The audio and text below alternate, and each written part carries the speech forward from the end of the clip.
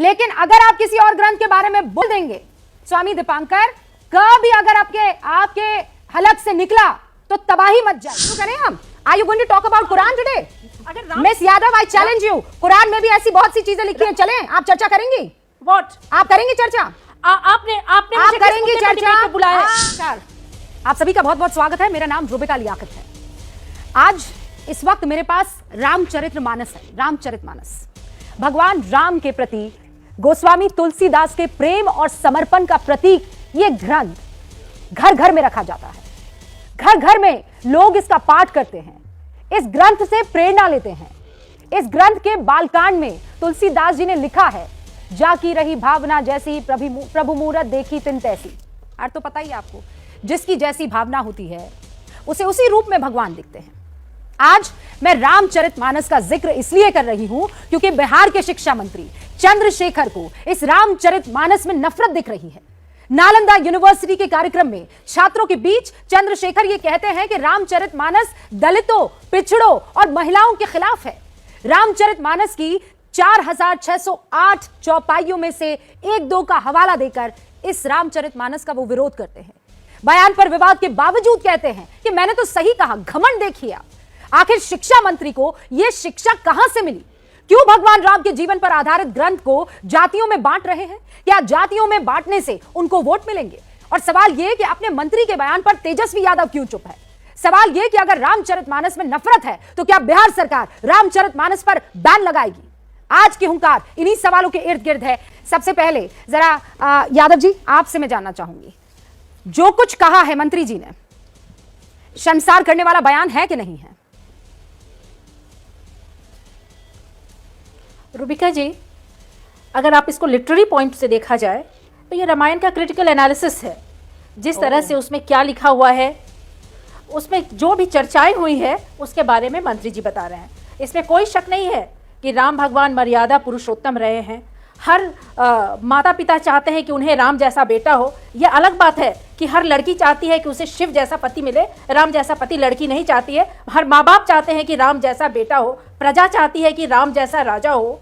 और न रामनवमी के दिन कोई शादी करना चाहता है क्योंकि सबको डर लगता है कि सीता वाला दुर्भाग्य न उन लोगों को झेलना पड़े। न पूस माह में कोई लड़के माता पिता अपनी बेटी की शादी करना चाहते हैं कि कहीं सीता जैसे उन्हें भी न वनवास हो और अग्नि परीक्षा देनी पड़े। तो ये जो अगर मंत्री जी बोल रहे हैं, ये रामायण का एक क्रिटिकल एनालिसिस है। ये सारी चर्चाएं रामायण पे है, उस पर अगर ये बोल रहे हैं तो इसको पॉजिटिवली लेना चाहिए। पूजा मैं भी करती हूँ, नेपाल में भी राम भगवान आपने पूरे के पूरे मामले को स्पिन करने की कोशिश की है।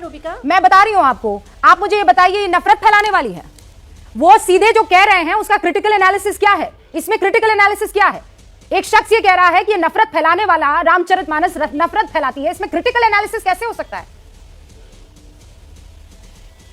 Rubika ji, Ramayana is also a literature, it is a literary piece of art. जब रामायण की कथा, मैडम आपके लिए ये लिटरेचर, आपके लिए लिटरेचर होगा, आपके लिए आपको जो करना है कीजिए ना, लेकिन आप बाकियों की भावनाओं को थोड़ी यहाँ पर चोट पहुंचा सकती है। एपिक है, ये माइथोलॉजी, अरे एपिक है, साहित्य है, आप इसे अपने घर में कीजिए ना, आप अपने घर में रखिए ना ये सारी चीजें। आप बाकी हिंदुओं को यहाँ पर क्यों चोट पहुंचाएंगी? और आपके मंत्री ये क्यों चोट पहुंचाने की कोशिश करेंगे? इसमें चोट रूबिका जी, अगर ये बातें रामायण में लिखी है तो क्या इसे एडिट कर दिया जाए? I am not asking you to edit it ma'am. मैंने बहुत सिंपल सा सवाल आपसे पूछा है। ये क्या ये जिसे आप कह रही हैं एपिक है, जिसे आप कह रही हैं माइथोलॉजी है, क्या ये नफरत फैलाती है? रामचरितमानस आपके लिए माइथोलॉजी होगी, यहां करोड़ों करोड़ों हिंदुओं के लिए ये जीवन है। आपको ये बात समझ में आ रही है? ये क्रिटिकल एनालिसिस आप किसी और धर्म के ग्रंथ के बारे में करके बताइए प्लीज।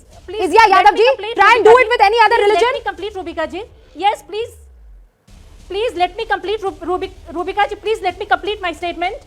आप भी स्त्री हैं, आप भी स्त्री हैं, आप भी नारी हैं। रामायण में लिखा है, ढोल गवार शूद्र पशु नारी सकल तारण के अधिकारी। आप इसको जस्टिफाई करती हैं? ये रामायण रामचरितमानस यादव जी, आप आज ये कह रही हैं, एक तो मुझे नहीं, आप मेरी बात सुनिए, आप मेरी बात सुनिए, ठीक है? तो ऐसी बहुत सारी चीजें दूसरे ग्रंथों में भी लिखी हुई हैं। शुरू करें हम, शुरू करें हम। Are you going to talk about Quran today? Miss Yadav, I challenge you. Quran में भी ऐसी बहुत सी चीजें लिखी हैं, चलें आप चर्चा करेंगी? What? आप करेंगी चर्चा? आपने मुझे करेंगे चर्चा? बुलाया है?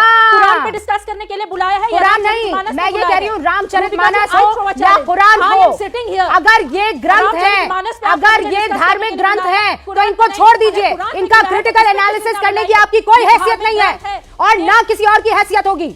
ये क्रिटिकल एनालिसिस के लिए नहीं बना है। ऑफ कोर्स आई हैव संविधान बी आर अम्बेडकर ऐसा है, संविधान में इज्जत नाम की चीज भी है। मिला है। संविधान से आपको बाकी धर्मों की इज्जत करना भी सिखाया गया है। आप तारन की अधिकारी हैं? आप मुझे ये बताइए। Please no, I will not let you speak and I'll tell you why will I not let you speak ma'am? नहीं, बिल्कुल नहीं। मैं तभी आपको बात करने की मैं बताती हूँ क्यों, क्योंकि आप ना बेशर्मी की सारी पराकाष्ठा पार कर रही हैं। आप बेशर्मी की सारी पराकाष्ठा पार कर रही हैं और तारन की अधिकारी हैं। You cannot tolerate this। मैं ये कह रही हूँ, ये धार्मिक ग्रंथ हैं, ये धार्मिक ग्रंथ हैं, पशु नारी, ये धार्मिक ग्रंथ हैं। धार्मिक ग्रंथ में ये क्यों लिखा है? अरे of course this is a धार्मिक मैं कह रही हूँ, अगर कुरान पर किसी तरह की कोई चर्चा नहीं, रूबिका जी आई एम हियर, अगर किसी तरह की कोई चर्चा किसी और धार्मिक ग्रंथ पर नहीं तो रामचरितमानस पर भी नहीं। आप लोगों ने इसको एक फैशन बना दिया है। आप लोगों को अच्छा लगता है कि आप जितनी हिंदुत्व को गाली देंगे, आप जितने इन किताबों को गालियां देंगी, उतना आपको वोट मिलेंगे और उतना आपको एलीट क्लास में रखा जाएगा। Shameful this is ma'am, shameful. Acharya ji सुना आपने, क्रिटिकल एनालिसिस होना चाहिए रामचरितमानस का। या miss Yadav, I come to you ma'am. मेरे 4 और सदस्य यहाँ पर बैठे हुए हैं डिबेट के लिए। Please let me speak Rubika. I will let you speak ma'am, only when you make some sense. Yes, if you don't let me speak, why have you called me? If you only want to मैंने speak, आपको पूरा पूरा मौका दिया है। आप कुरान पर discussion करो। नहीं, कुरान पर नहीं, मैं कह रही हूँ किसी धार्मिक ग्रंथ पर डिस्कशन नहीं होना चाहिए। मौका में 75% of the time you were tapping, you were speaking, you have overlapped। बिल्कुल बोलूंगी, मैंने कोई ओवरलैप नहीं किया। जितनी आवाज आपकी बुलंद है उतनी मेरी है और दोनों को देश की जनता सुन रही है। यहाँ बैठकर मैं आपको और बेइज्जती करने का मौका नहीं दूंगी। मेरे टाइम स्पेस में मुझे बोलने मैं आपको मौका दूंगी, आप बाकी 4 लोगों को अपनी बात रखने दीजिए। पूरा मौका बुलाया गया मुझे बेइज्जती करने के लिए नहीं मैम। बिल्कुल of course, but when it is my time face, बेइज्जती करने के लिए नहीं बुलाया किसी ग्रंथ की। मैं फिर बता रही हूँ, आचार्य जी मुझे रामचरितमानस पे डिस्कशन के लिए बुलाया। मैं मौका दूंगी miss Yadav, wait now miss Yadav, मैं आपको मौका दूंगी, अब रुक जाइए। क्योंकि देखिए मेरा जो ग्रंथ है वो कुरान है, आपका जो है रामचरितमानस है और महाभारत है और बाकी दूसरे ग्रंथ हैं, क्रिश्चियंस की बाइबल हैं और बाकी दूसरे धर्म के लोगों के दूसरे ग्रंथ होंगे। मैं इन सारे ग्रंथों का जिक्र इसलिए कर रही हूं कि उस जमाने की बनावट, उस जमाने के तौर तरीके अलग हुआ करते थे। कुरान में भी कई ऐसे इंस्टेंसेस हैं, कई ऐसी चीजें हैं जिसको आज की तारीख में अगर आप डिस्कस करने चाहोगे तो फिर सालों साल निकल जाएंगे कि क्या सही क्या गलत, कितना सही कितना गलत। उसी तरीके से रामचरितमानस है, लेकिन होता यह है कि इस पर तो हम बड़ी आसानी से बात कर सकते हैं। जैसे अभी इज्जा जी बात कर रही हैं, बहुत आसानी से बात करेंगे, कुछ नहीं होगा। लेकिन अगर आप किसी और ग्रंथ के बारे में बोल देंगे, स्वामी दीपांकर, कभी अगर आपके हलक से निकला तो तबाही मच जाएगी।